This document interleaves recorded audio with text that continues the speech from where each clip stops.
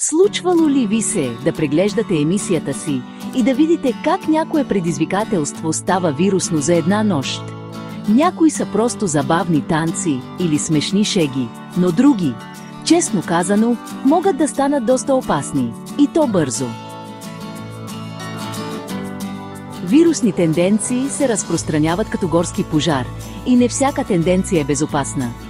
Представете си това. Влизате и заварвате тинейджера си да прави нещо рисковано, което е видял онлайн. Вместо да се паникьосвате, просто сядате до него.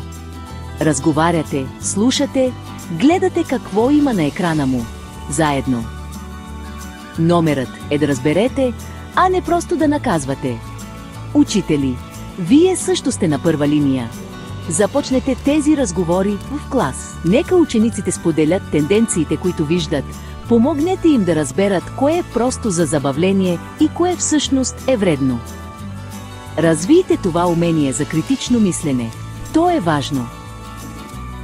Младежки работници и консултанти, вие имате супер сила. Можете да помогнете на тинейджерите да водят. Нека те измислят безопасни, позитивни тенденции. Неща, които наистина правят разлика онлайн. Дайте им възможност да бъдат променящите света.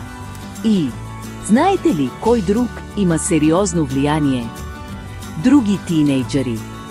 Когато връстниците се надигнат и кажат: „Хей, хайде да направим нещо по-добро“, това работи.